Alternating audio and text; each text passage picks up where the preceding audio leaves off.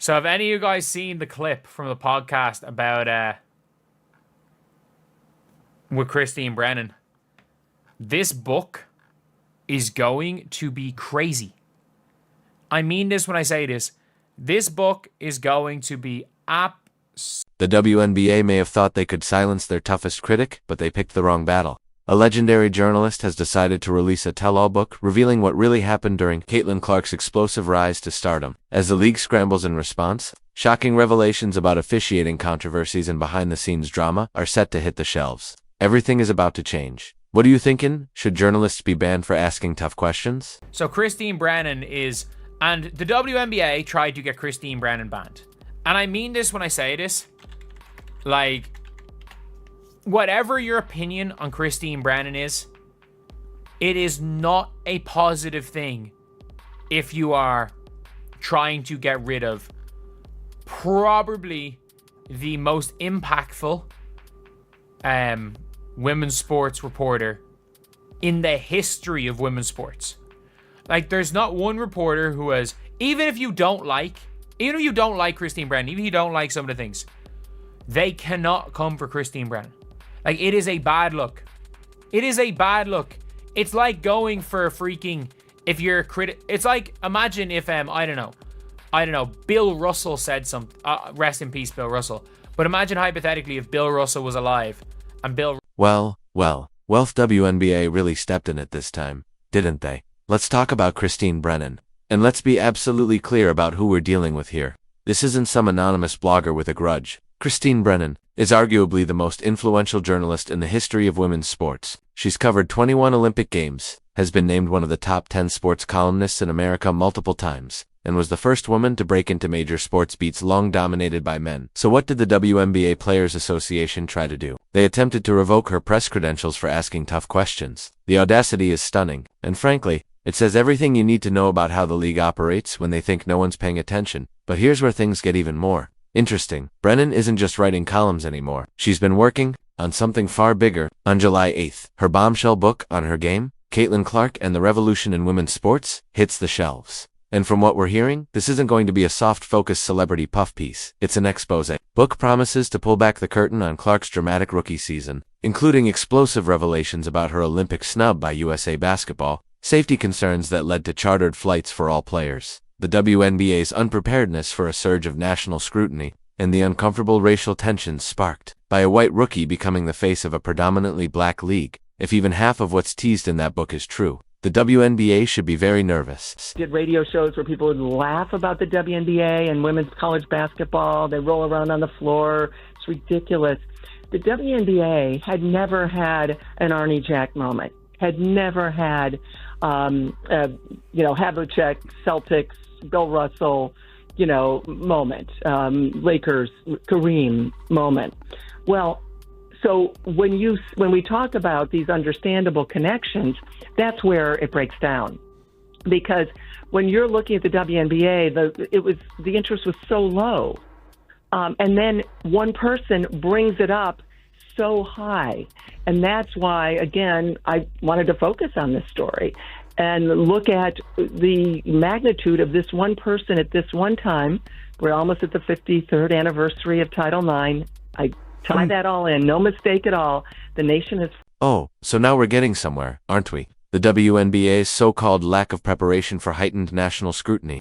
Translation, they had no idea how to handle the spotlight, and they made an absolute mess of it. But it gets even better. We're talking about troubling outbreaks of jealousy and resentment. And no, that's not my opinion. That's coming straight from Christine Brennan, a journalist who's been watching this unfold from the inside. Now, let's rewind and look at what actually triggered this entire mess. Because the timeline matters. It all started during the playoffs, when Connecticut Sun guard Dejounte Carrington accidentally poked Caitlin Clark in the eye during a game. That single moment sparked a firestorm on social media, in the media, and eventually within the league itself. If you take off your capes for just a second and look at this objectively from this viewpoint right here, you'll see that there's no way Dejounte Carrington intentionally poked that girl in the eye.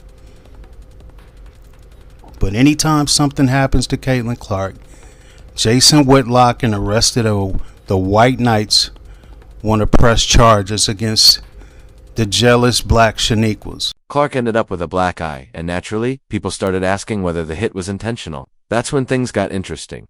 Christine Brennan, doing what real journalists do, asked Carrington a direct question. When you went and kind of swatted at Caitlyn, did you intend to hit her in the eye? Carrington responded, no, it was accidental. I was going for the ball.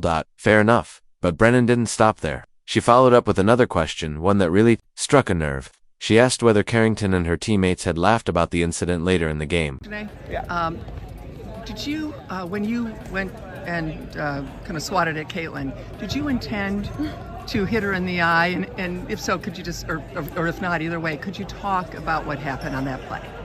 I don't even know why I would intend to hit anybody in the eye. That doesn't even make sense to me. But no, I didn't. I didn't know I hit her, actually.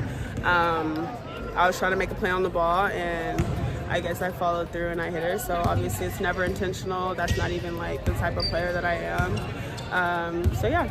Did you and Marina kind of laugh about it afterwards? It looked like there was later on in the game they caught you guys laughing about it. No, I just told you I didn't even know I hit her. So I can't laugh about something I didn't know happened. That's when everything exploded. The WNBA Players Association completely lost it. They issued what can only be described as a hit piece disguised as an official statement, accusing Christine Brennan of being unprofessional and indecent, and demanding her press credentials be revoked. They even claimed she had clear bias and ulterior motives, which is frankly laughable. Every seasoned sports journalist develops relationships and perspectives over time. It's part of the job. And here's the really absurd part. They were outraged that Brennan is writing a book about Caitlyn Clark, as if that's somehow unethical or unusual. Do you know how many books have been written by respected journalists about Michael Jordan, LeBron James, or Tom Brady? It's literally standard practice. But apparently, when it's Caitlyn Clark, it's suddenly a scandal. The Players Association's statement was so over the top and aggressive that even journalists who don't particularly like Brennan came to her defense, because let's be clear about what the union was really saying, that asking tough questions is out of bounds if they might make players uncomfortable. That's a dangerous precedent, and it's insane. Think about it. In the NFL, NBA, or MLB, if a player is involved in a controversial play, reporters are going to ask about it. That's their job. But in the WNBA, asking whether players laughed about an incident on the court is apparently enough to get a journalist banned from the league entirely. The hypocrisy is staggering.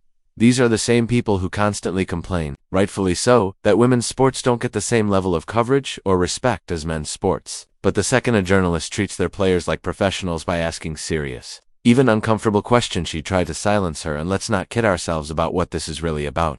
This isn't about protecting Dejounte Carrington from mean questions. It's about controlling the narrative around Caitlyn Clark. She's become too big, too important, and too financially valuable for the league to risk any negative coverage sticking. So the solution: attack the journalist before the story gets out. Steph and LeBron retire. Will there be an active American athlete that's more famous than her? No. I think she will be more famous than every baseball player she might already be, every hockey player, all of the U.S. men's national team, and every football player that isn't really Patrick Mahomes and maybe Lamar, Josh. Like, there's only a few. And I think she's already more famous than every NBA player but KD, Steph, and LeBron. And I don't see any of those guys catching her. I think she is a supernova of fame and talent. She's the Tiger 20 years ago on the tour. Like, the ratings disappear. It's nothing against the WNBA. She literally is changing the entire league economy. The numbers don't lie. During Caitlyn Clark's rookie season, WNBA TV viewership surged by over 400% in some markets. Attendance at Indiana Fever games skyrocketed. Merchandise sales went through the roof. Clark single-handedly brought more attention to women's basketball than the league had seen in its entire 27-year history. But instead of celebrating this unprecedented success of embracing the moment, what did we see? Jealousy, resentment, snide comments from players and coaches about Clark getting too much attention. Veterans complaining that she was being treated differently. And then, the Olympic snub so blatantly political and petty that even casual fans could see through it. And Christine Brennan was there, documenting all of it. Now here's where things get really interesting. We're starting to see a pattern of problematic officiating that goes way beyond one or two controversial plays. Just this past week, in another game against the Connecticut Sun, Clark was hit in the face again, this time by J.C. Sheldon, who was swiping at the ball. Then, Marina Mabrey blatantly shoved Clark to the ground in what looked like a cheap shot. What did the referees do? Nothing. Mabrey stayed in the game. Even worse, Clark was hit with a technical foul for flopping. She got shelved, and she was punished. Brennan was livid. She tweeted, "The WNBA continues to fail to meet the moment. Terrible decision to allow Marina Mabrey to stay in the game. People are watching as never before and this is what they see." And she's right. Clark is drawing more than half of the league's total TV audience by herself. When new fans tune in to see what the hype is about, and watch the league's biggest star get targeted while officials look the other way, what message does that send? And it's not just Brennan calling this out. Tennis legend Chris Evert posted, "When will these ladies realize, accept, and appreciate that Caitlin Clark is the best thing that's ever happened to women's basketball? This is a bad look for the sport. What's happened to sportsmanship?" Even Clark's coach, Stephanie White, blasted the officials after the game, saying she never got an explanation for why Clark was given a technical foul after being shelved to the ground. This isn't just a few missed calls. It's a pattern. Clark consistently receives rougher treatment than other players and officials consistently fail to protect her. Whether that's due to incompetence, unconscious bias, or something more deliberate, we may not know until Brennan's book drops. Because here's what has the WNBA truly terrified. Brennan has been covering this story from day one, with unprecedented, accessed dozens of exclusive interviews, behind-the-scenes documentation, and Clark herself has cooperated answering every question Brennan asked. The book's description hints at explosive revelations, safety concerns around Clark that were so serious they led to charter flights for all players. The league's admitted lack of preparation for heightened national scrutiny. And, of course, the Olympic snub, which was so indefensible that mainstream outlets called it one of the worst sports decisions of the year. Brennan didn't mince words either. She called it one of the worst decisions I've seen in 40 years of covering the Olympics. This isn't coming from an outsider.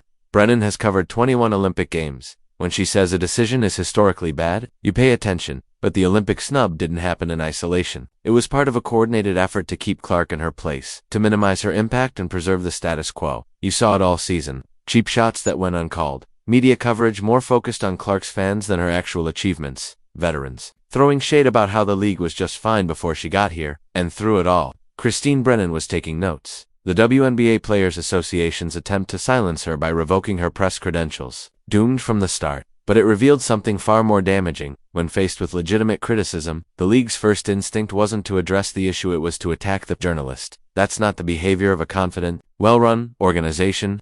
That's the behavior of a league with something to hide. And now, it's too late. The book is coming out on July 8th.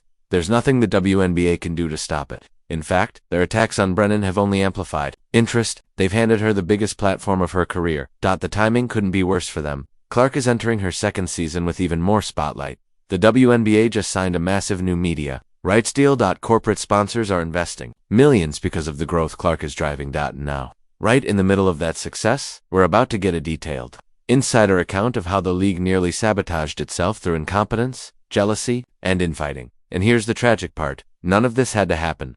Clark came into the league humble. She praised her teammates, deflected attention, handled criticism with grace far beyond her years. The league could have embraced her, protected her, used her popularity to lift up the entire sport. Instead, they let pettiness and resentment take the wheel. And now, Christine Brennan is going to tell the world exactly how it all went wrong. The WNBA thought they could control the narrative by intimidating journalists and pressuring media outlets. They thought they could silence uncomfortable truths with a few angry tweets and press releases, but they picked the wrong journalist. Christine Brennan has spent decades fighting for women's sports. She's broken barriers, changed minds, and built her career on telling the stories no one else would touch. If the WNBA had nothing to hide, why are they so desperate to stop her from talking? July 8th can't come fast enough. This book is going to be explosive.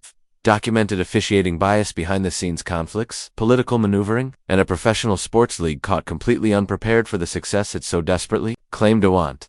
The WNBA tried to shoot the messenger, but the message is coming out anyway, and it's going to change everything. What revelation are you most excited to read about?